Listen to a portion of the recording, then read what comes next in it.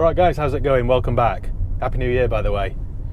The sharp-sighted of you might have realised that I'm driving on the wrong side of the road, and, well, that's the Mediterranean just over there. So I'm no longer in the northwest of England, I'm in southern Spain. And today I'm in a Kia Carens. Now before you switch over to a video of a cat falling down the stairs, just bear with me for a second because the car's actually quite good. The two previous generation Kia Carens were not good in any sense, but thankfully the third generation is much better. There is one problem though, it's a 7-seat MPV, and as we all know, the trouble with all 7-seat MPVs are they're just bought by people who've given up. They don't care anymore. Think of it like this is especially true this time of year actually. If you notice yourself getting a little bit squidgy around the edges, and if you notice your clothes are getting a little bit tighter than they used to be, you've got two choices. You can either watch what you eat and join a gym and try and make yourself feel good and look good and try and attract the opposite sex, or you can buy a big old pair of grey baggy sweatpants. And that's what the MPV is. It's the automotive equivalent of big baggy sweatpants. By driving one, you're simply telling the world that you've given up, that you don't care about your appearance or enjoyment or pleasure of any kind, and that you just want comfort and practicality. And that in itself is a little bit sad.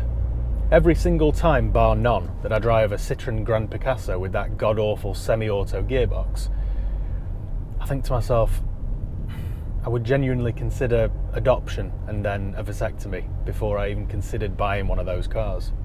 They just suck the life and soul out of the driver. Anyway, back to the Kia Carens, or the Kia RONDO as it's called in certain parts of the world. The Kia Carens has been around since the turn of the century, and I don't want there to be any ambiguity here, so I'll just tell it how it is. The first generation was a disgrace. It was an awful car. The engines were primitive and clattery. The interior quality was appalling. It was a terrible, awful, hateful car with zero charm and no redeeming features. The dash was made from the sort of plastics that's only seen nowadays on the bottles of Sunny Delight. But they were offered at a low price with a very long warranty, so naturally people bought them. Then in 2006, the second generation came out, and that was only marginally better. The third generation came out in 2013, and I think it looks... Now, I know looks are subjective, aren't they? But I think it's quite a handsome car. I think it looks well. Okay, it's not an E-Type Jag or anything, but it's quite a good looking car, I think. It looks modern and appealing, and I like the fact that it looks just like a big hatchback rather than a full-on mum-mobile. I forgot just how bad the Spanish drivers were. They're insane. I've been here a week, and already I've seen two people reverse around a roundabout and they've missed their exit. And honestly, I've not made that up. This Carens uses a 1.7 litre 4-cylinder turbo diesel engine, which produces 134 horsepower. They offer the same car with a 1.6 litre petrol engine. But for this kind of car that's going to haul people and things, you really want to go for the diesel because it provides more torque. Forget about the anti-diesel nonsense that we hear from time to time, because don't forget, this is just a tool to do a job. And for doing that job, the diesel is better. It's as simple as that. You can have this car with a manual gearbox or a 6-speed auto, and this one's got the automatic, and that's the one I'd recommend. Because in a car like this, you're really not bothered about changing the gear yourself. You just want something that's easy to drive, and this is. Remember, baggy grey sweatpants. It's actually quite a good gearbox because the changes are smooth and quick.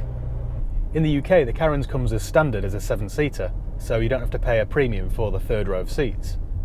The rear two seats are actually quite roomy as well. And with all 7 seats in place, there's still some room in the boot for shopping. The seats are very easy to fold down.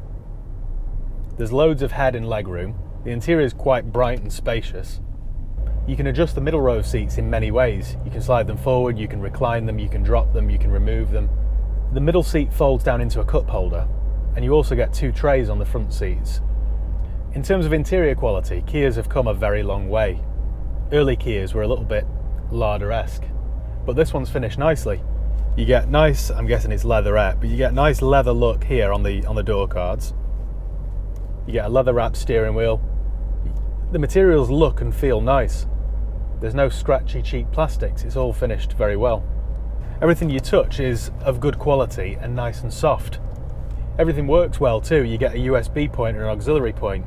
You get 2 12-volt chargers. You get Bluetooth hands-free, media streaming. It really is everything that you'd need. The volume button on the steering wheel creaks and squeaks, but literally that's all I can fault with the interior. Everything else is finished to a high standard. You even get this fold-down mirror here so you can keep an eye on what's going on in the back. I'd rather they hadn't put that there. I'd rather it was a place for my sunglasses, but anyway, there it is. Makes you feel a bit like a bus driver, which probably isn't a good thing. So what's it like to drive? Do you even care? Well, it drives. It isn't dangerous. It doesn't veer off to the left or right violently without warning. It doesn't just cut out. It's very pleasant. Does exactly what you'd ask it to. And that's all the buyer of this kind of car wants to know. It drives very well with no major flaws. That's all that can be said, really. It rides very well. It's comfortable. The seats are comfortable. The chassis is very good too, because here in Spain, some of the roads are riddled with potholes. But you'd never know up in the cabin. The steering's very light and vague. In fact, you've got no idea what's going on beneath you. But that's only a problem if your name's Chris Harris. If your name's Christine Harris, and you're thinking of buying one of these to do the school run in, it's perfect. Because the fact it's got light steering makes manoeuvring this thing very easy. You could do it with one finger.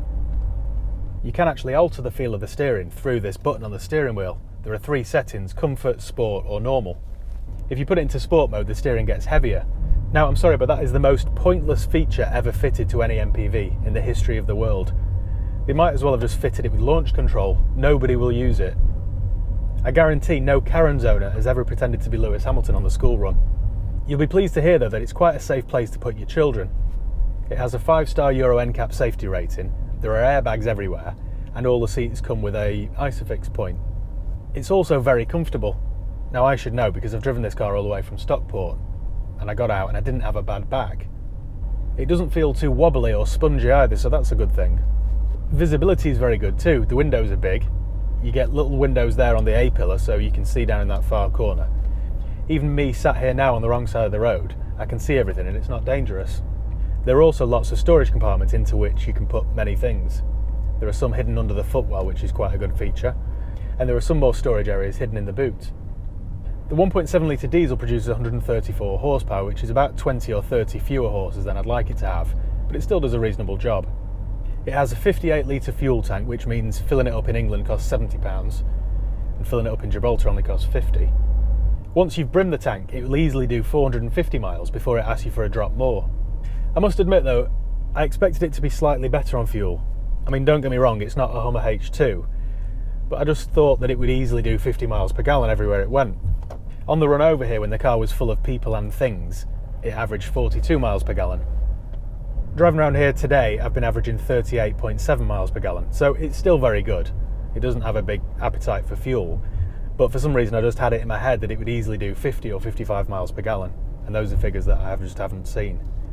The road tax in the UK, this being the automatic model, is £200 a year. The manual's slightly less, but again, for a car of this size, it's quite cheap.